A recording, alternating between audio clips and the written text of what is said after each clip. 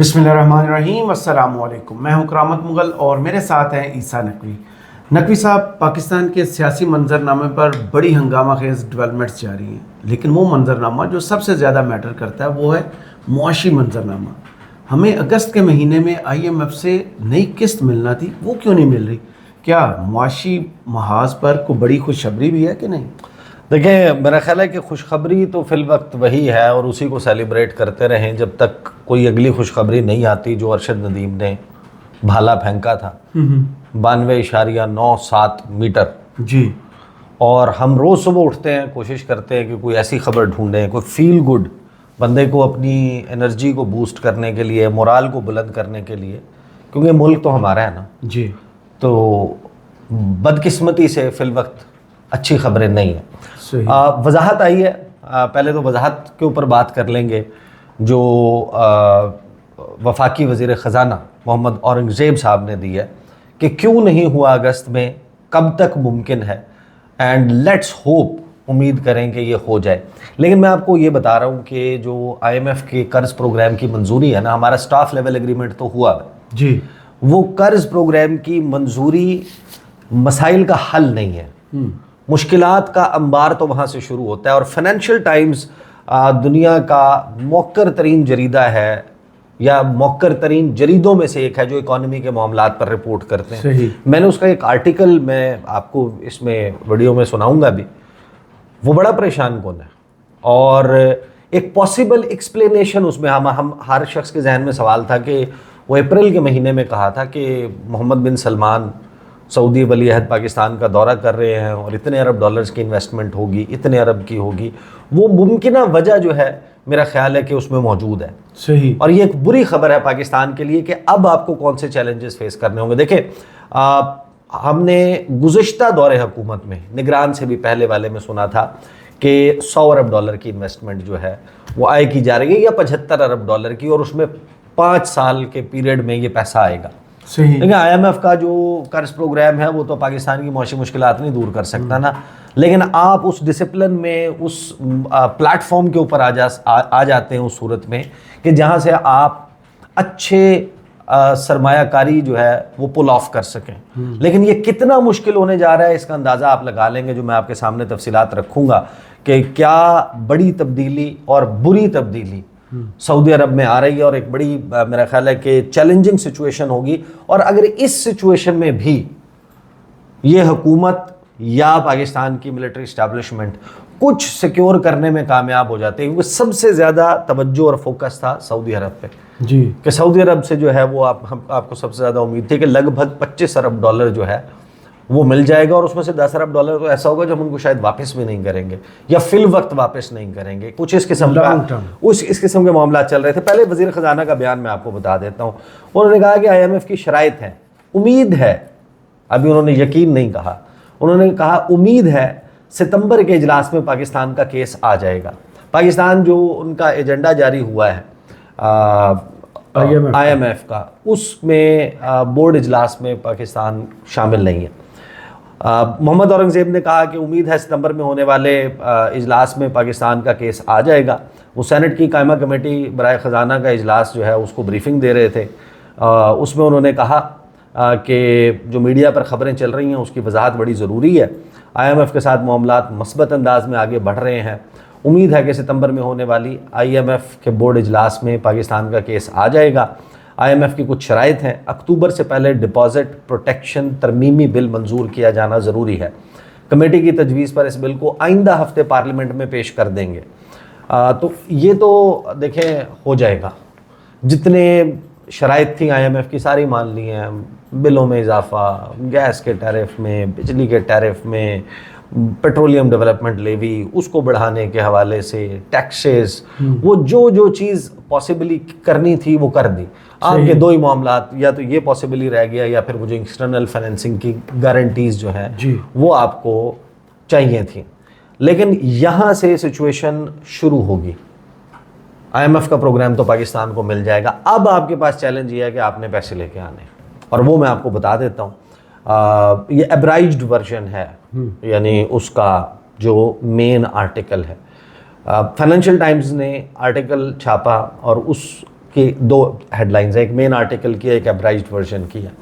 از سعودی عربیاز spending spray over, کہ وہ جو پیسے لٹانے کا کام کر رہا تھا نا سعودی عرب, کیا وہ ختم ہونے جا رہا ہے یا وہ ختم ہو گیا؟ اس میں اس آرٹیکل میں کچھ چیزیں لکھی گئی ہیں. Saudi wealth funds easy money era comes to an and.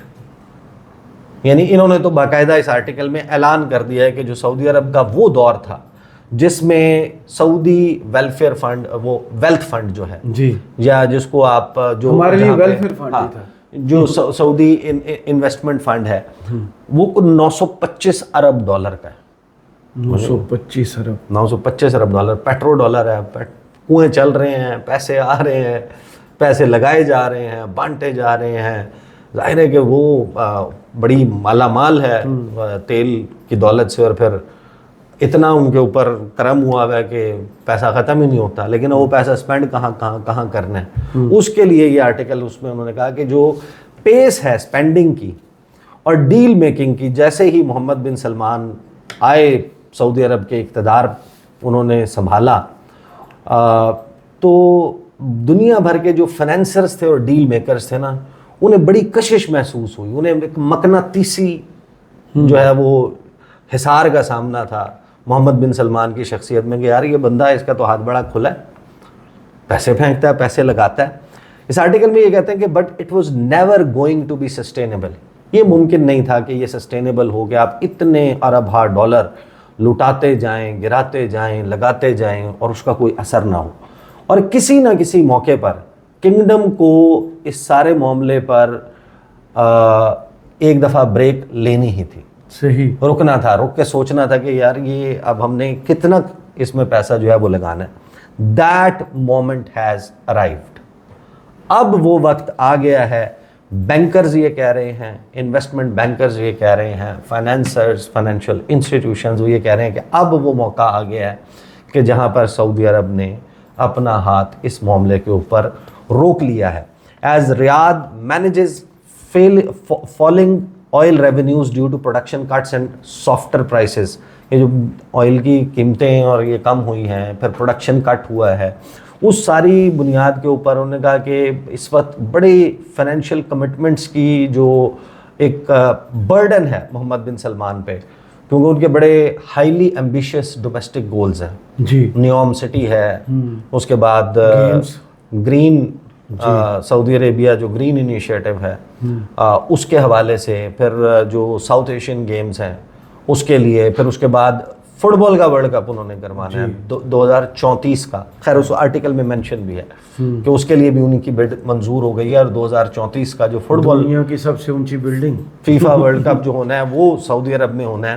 تو وہ ان کے جو ایمبیشنز ہیں اس کے لیے پیسہ بہت درکار ہے. اور پھر آپ کو یاد ہے کہ کچھ عرصہ پہلے خبریں چلی تھیں کہ سعودی عرب جو ہے وہ اس میں اس طریقے سے فائنینسنگ نہیں دے پا رہا جو نیوم سٹی کے لیے تھی.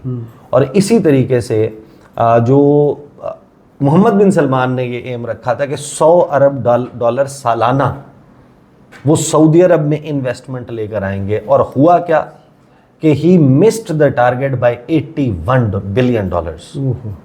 یعنی کل محمد بن سلمان جس دور میں گیون دی یعنی آپ اس بندے کا سٹیچر سوچ لیں, اپنے ذہن میں رکھ لیں, اس ملک کا سٹیچر, اس کے خزانے, اس کے ذخائر, وہ ساری چیزیں, پھر اس کا انٹرنیشنل پولیٹیکل کلاؤٹ جب آپ ذہن میں رکھیں گے, اگر وہ 100 ارب ڈالر کا ٹارگٹ رکھ کے 81 ارب ڈالر سے اس ٹارگٹ کو مس کرتے ہیں, صرف 19 ارب ڈالر اچیو کرتے ہیں, تو پاکستان کے لیے آپ سوچیں گے کتنی مشکلات ہوں گی سعودی عرب سمیت باقی. اور پھر جب وہ 81 ارب ڈالر سے اپنا ٹارگٹ مس کر رہے ہیں تو کیا وہ اسی طریقے سے پیسہ لگا پائیں گے؟ لگا سکتے ہیں. اس میں یہ بھی بڑی دلچسپ بات لکھی ہے. اچھا, much of the spending over the past decade, جو گزشتہ 10 سال میں پبلک انویسٹمنٹ فنڈ سے آئی ہے, جو 925 ارب ڈالر کا سوورن ویلتھ فنڈ ہے, محمد بن سلمان اس کو لیڈ کرتے ہیں. سارے کے تمام میگا پروجیکٹس کے لیے پیسے لگانا, نکالنا, اس کی زیادہ تر جو ہے وہ ذمہ داری ان کے پاس ہے. وہ صرف ڈومیسٹک معاملات میں بھی نہیں بلکہ جو اوورسیز معاملات ہیں وہاں پر بھی وہ پیسے لگتے ہیں. لیکن اس سال جو پیس ہے انٹرنیشنل ڈیلز کی وہ کم ہو گئی ہے, سلو ہو گئی ہے. the focus has instead shifted inwards, کہ وہ جو پیسہ اب لگانے کا فوکس ہے وہ ڈومیسٹک سعودی عرب کے اپنے اندر لگانا شروع ہو گئے ہیں. جو میسج ہے فنڈ مینیجرز کو اس میں وہ میسج یہ ہے کہ اگر آپ کو مزید کوئی پیسہ چاہیے, نیو منی چاہیے, تو آپ کو اس بات کے لیے تیار ہونا ہوگا کہ آپ کو وہ رقم ری انویسٹ کرنا پڑے گی کنگڈم میں, صحیح, بجائے اس کے کہ آپ آف شور انویسٹمنٹس کر رہے ہیں, پروجیکٹس کر رہے ہیں. مل ہمیں پھر بھی جائیں گے, کتنے ملتے ہیں, یہ اس کا آنسر جو ہے وہ اس آرٹیکل میں ہے. یہ ہمارے مانگنے کے طریقے پر ہے. تو آگے یہ کہتے ہیں کہ it doesn't mean the world's top oil exporter is going to stop spending. ایسا نہیں ہے کہ وہ بالکل روکنے جا رہے ہیں, وہ پیسہ خرچ ہی نہیں کریں گے. محمد بن سلمان کے بگ ایمبیشنز ہیں آرٹیفیشیل انٹیلیجنس میں, اور وہ ایک نئی کمپنیز کا پلیتھورا جو ہے وہ کھول کے بیٹھ گئے ہیں, اور اس میں اب وہ جو جتنا بھی ان کا کیش فلو کا فوکس ہے نا وہ اس طرف شفٹ کر گیا. Riyadh also wants to expand its mining portfolio and develop manufacturing, and the kingdom has a series of international events to prepare for, کہ آگے جو ایشین ونٹر گیمز آ رہی ہیں 2029 کی, اور آپ اندازہ لگائیں کہ جو ایشین گیمز ہیں اب تک پوری دنیا میں جو سب سے مہنگا سپورٹس کا ایونٹ ہوا تھا وہ فیفا ورلڈ کپ قطر میں جو ہوا 2022 کا, جی, اس کا بجٹ لگ بھگ $250 ارب کا تھا. جی بالکل ایسی. اور محمد بن سلمان نے 2029 میں ایشین گیمز کے لیے جو بجٹ رکھا ہے وہ $500 ارب, ڈبل اس سے. ٹھیک ہے, تو وہ آپ اندازہ لگا لیں کہ ان کی کتنی بڑی کمٹمنٹس ہیں. پھر آگے 2034 کا یہ کہتے ہیں کہ فیفا فٹ بال ورلڈ کپ آ رہا ہے, اس میں سول بڈر تھا سعودی عرب, کہ ہم نے اپنا نام واپس لیا تھا. ہاں واپس لے لیا. بٹ اٹ ڈز مین کہ کم از کم اب کے لیے جو پبلک انویسٹمنٹ فنڈ ہے یا جو سعودی انویسٹمنٹ فنڈ ہے, جس کے پاس ایک بڑا ڈانٹنگ ٹاسک تھا کہ فائنینس کرنا ہے, ڈیولپ کرنا ہے ڈومیسٹک پروجیکٹس کو, وہ زیادہ اسٹریٹجک ہو جائے گا کہ اس نے اسپینڈنگ کیسے کرنی ہے. تو اس کے لیے پھر وہ یہ کہتے ہیں کہ اب جو پیسہ ان سے لینا ہے, the reality is the state investment funds across the oil rich Gulf are being more selective as they mature and focus on sectors they deem strategic. کہ اب پورے گلف میں جن ممالک کی طرف ہم, یہ صرف سعودی عرب کی بات نہیں ہے, یہ UAE کی بات بھی ہے, یہ قطر کی بات بھی ہے, کہ وہ جو اب اپنی اسپینڈنگ کر رہے ہیں, پیسہ لگا رہے ہیں, وہ کن ایریاز پہ فوکس کر کے لگا رہے ہیں. اور البتہ ایک بات جو آخری لائن ہے اس میں میرا خیال ہے کہ ایک سلور لائننگ آپ کو نظر آتی ہے, but of course the PIF strategy can always change on the whims of one man, its chair MBS. کہ ایک شخص ہے جس کی ابرو کے اشارے پر بس ایسے ہلکا سا وہ اپنی ابرو کو جو ہے وہ اٹھائیں گے اور ان کے اشارے کے اوپر اس میں تبدیلی ہو سکتی ہے. اب now going back to the question کہ خبریں چلی تھیں وہ آ رہے ہیں پاکستان, اور پھر اگر اپریل میں وہ پوسٹ پون ہو گیا تو پھر اس کو ری شیڈیول بھی ہو جانا چاہیے تھا. اگر وہ ری شیڈیول نہیں ہوا ابھی تک, اس کی ایک ممکنہ وجہ یہ ہو سکتی ہے کہ ان کی ظاہر ہے کہ پاکستان آئیں گے تو پاکستان آنے کا مطلب یہی ہوگا نا کہ پھر ان کا ایک انٹرنیشنل امیج بھی ہے محمد بن سلمان کا, جی, آئل پرنس. تو آئل پرنس نے پھر وہ اگر پیسہ بھی نہ لگایا آ کے خالی جو ہے وہ بادشاہی مسجد دیکھ کے تو نہیں جانا نا, دورہ کر کے فیصل مسجد دیکھ کے یا یہاں پر کچھ میٹنگز کر کے تو نہیں جانا, پھر کچھ ٹینجیبل بھی ہوگا. تو وہ آپ کو وجہ سمجھ آتی ہے. Now the most important question, جی, خوشخبری. اس خبر کا مطلب یہ ہے, اور یہ پورے گلف کنگڈم کے بارے میں فائنینشیل ٹائمز جو ہے وہ یہ لکھ رہا ہے کہ ان کی جو طریقہ کار ہے یا جو ان کی سوچ ہے پیسہ لگانے کے حوالے سے وہ تبدیل ہو گئے. تو اس کا مطلب یہ ہے کہ ہمیں کوئی بہت ہی ناول, کوئی نئی قسم کی جو ہے وہ کہانی ڈالنی ہوگی ان گلف کنگڈمز کو کہ آپ ہمارے پاس پیسہ لگائیں. ادروائز یہ ایک پرفیکٹ ریسیپی فار ڈیزاسٹر ہے. یعنی چین اگر پوری دنیا کے میپ کے اوپر آپ انگلی رکھ کر ڈھونڈیں وہ ملک جس کو پاکستان کی اکنامک سٹیبلٹی, پاکستان کی سوورینٹی, ٹیریٹوریل انٹیگریٹی, پاکستان کے حالات کے بہتر ہونے میں دلچسپی ہوگی, وہ چین ہے. صحیح, کیونکہ ہم ان کو ٹو اوشن نیشن بناتے ہیں اپنے مقصد سے ہے. ظاہر ہے پاکستان دونوں کو فائدہ ہے. ہاں, پاکستان سٹیبل ہوگا, پاکستان پراسپرس ہوگا تو چین کو فائدہ بھی ہوگا نا. چین ادھر سے آپ کا جو ہے وہ پیسیفک اوشن کو ٹچ کرتا ہے, یہاں سے وہ انڈین اوشن کو ٹچ کرے گا. دو راستے اس کو مل گئے, اس کی ترقی کی پیس جو ہے وہ مینی فولڈ ہو جائے گی. اور پاکستان کے راستے اسی پیک چلنا ہے. چین کا وزیر یہاں پر آپ کو یہ بیٹھ کر بتاتا ہے, ہاؤسنگ آرڈر کرو. لیو جن چاؤ ہی واز ہیئر کہ اس نے کہا کہ بھائی آپ اپنا ہاؤسنگ آرڈر کریں, آپ اپنے ہاں پولیٹیکل اسٹیبلٹی لے کر آئیں, اپنی سیکورٹی سچویشن کو بہتر کریں اگر آپ یہ چاہتے ہیں کہ پاکستان میں انویسٹمنٹ آئے. تو وہ جن کو اس وقت پوری دنیا رول ماڈل سمجھتی ہے کہ معاشی ترقی کیسے کرنی ہے, فینومینل کیسے کرنی ہے, تو انہوں نے ظاہر ہے کہ آپ کو بادام کھلانے کی کوشش کی ہے کہ یہ بادام ہے, اس میں عقل ہے, یہ کھا لیں, یہ کر لیں تو یہ ہو جائے گا. لیکن ہم کہتے ہیں کہ ہم نے ٹھوکر کھا کے سیکھنا ہے. اس دن کے بعد سے ظاہر ہے کہ پاکستان کی سب سے بڑی عدالت کو جب آپ ڈیفائی کر رہے ہوں گے, نہیں جناب یہ فیصلہ نہیں ماننا, اور یہ جناب ان کو آنی ہاتھوں سے نمٹیں گے, ان کے ضمیر بکے ہوئے ہیں, یہ ٹولہ ہے, یہ کالی بھیڑیں ہیں, آسان نہیں ہونے دیں گے. جب آپ یہ سب کچھ کریں گے, کنفرنٹیشن کی ایک فضا بنے گی, تو اس کا مطلب یہی ہے کہ اس کے نتیجے میں آپ کو انویسٹمنٹ نہیں ملنے والی.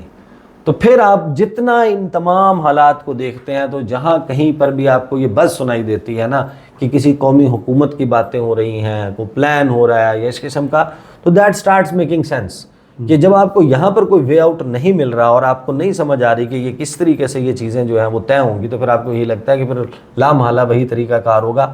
البتہ فی الوقت جو ہے وہ نیزہ ہے, اس کو سیلیبریٹ کریں.